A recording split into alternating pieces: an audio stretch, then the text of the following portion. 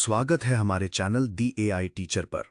आज हम आपको लेकर चलते हैं भारत माता के उस वीर सपूत की अद्भुत गाथा में, जिसका नाम सुनते ही हर भारतीय का सीना गर्व से चौड़ा हो जाता है।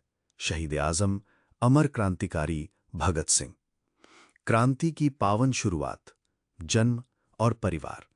28 सितंबर 1907, पंजाब के लायलपुर जिले पाकिस्तान का बंगा गांव। यहीं जन्मे वो बालक जो आगे चलकर भारत की आज़ादी के आंदोलन का सबसे तेजस्वी सूरज बना।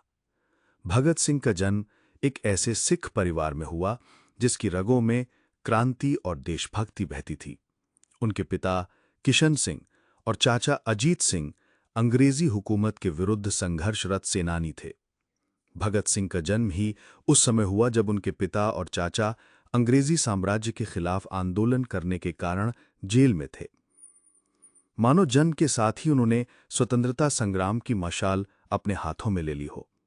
उनकी माता विद्यावती ने बचपन से ही उन्हें शौर्य और बलिदान की कहानियां सुनाईं।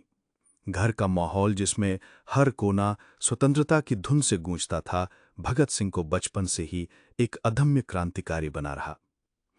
शिक्षा और क्रांति की चेतना का उदय। बचपन से ही तेज बुद्धि और जिज्ञासु भगत सिंह ने बंगा के प्राथमिक विद्यालय में पढ़ाई की और फिर लाहौर के दयानंद एंग्लो वैदिक स्कूल में दाखिला लिया।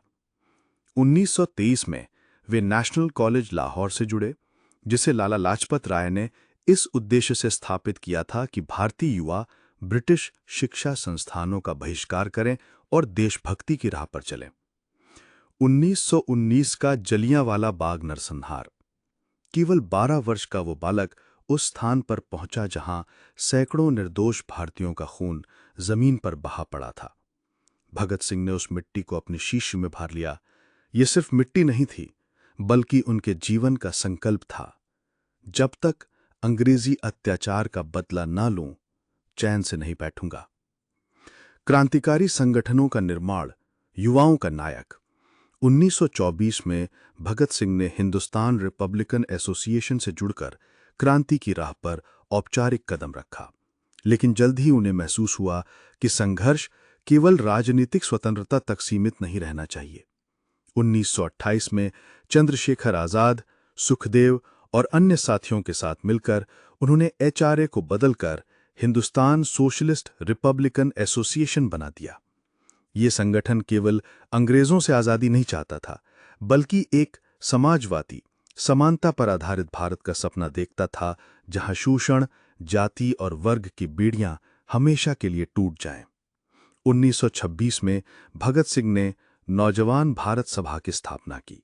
ये ऐसा संगठन था जिसने किसानों, मजदूरों और युवाओं को एकजुट कर धर्म, जाति की दीवारों को तोड़कर एक ही ध्वज तले संगठित किया। लाहौर, अमृतसर, कराची, पेशावर, जगह जगह इसकी शाखाएं खुली और युवा पीढ़ी को क्रांति की लौ से प्रज्वलित किया।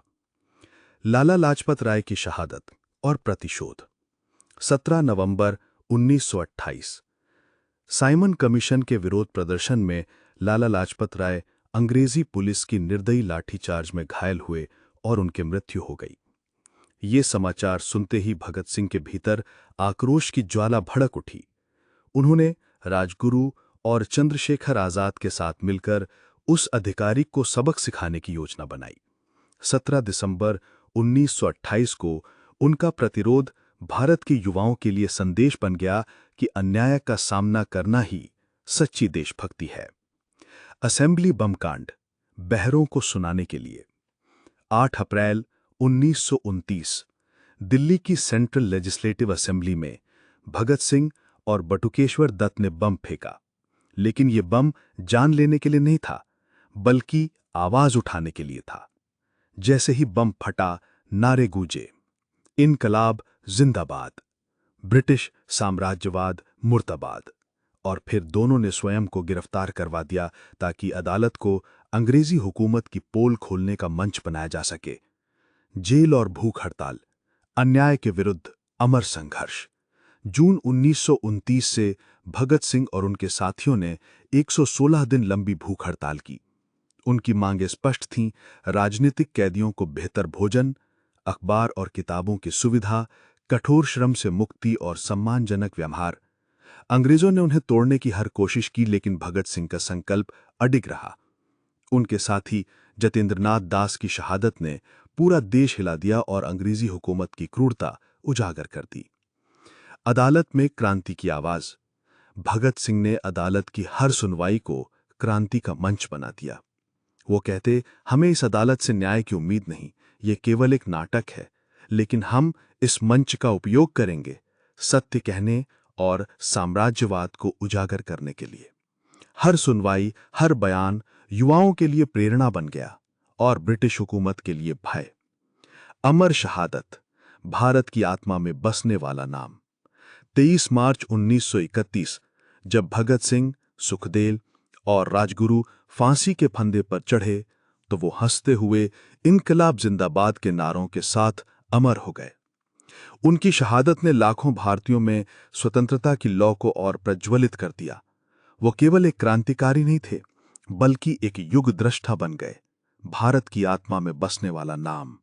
भगत सिंह की विरासत आज भी जीवित है। भगत सिंह का सपना, एक स्वतंत्र, समाजवादी, समानता पर आधारित भारत, आज भी हर संघर्ष, हर आंदोलन में जीवित है। किसानों के आंदोलनों से लेकर छात्रों की आजादी की आवाजों तक, हर जगह उनका नाम, उनकी तस्वीर, उनके विचार गूंजते हैं। उन्होंने दिखाया कि सच्ची आजादी केवल अंग्रेजों से मुक्ति नहीं, बल्कि अन्याय, शोषण और असमानता के हर रूप से मुक्ति है। शहीद आजम भगत सिंह भारत के युवाओं की धड़कन, देशभक्ति की अमर मिसाल और सच्ची आजादी की सबसे तेज लौ।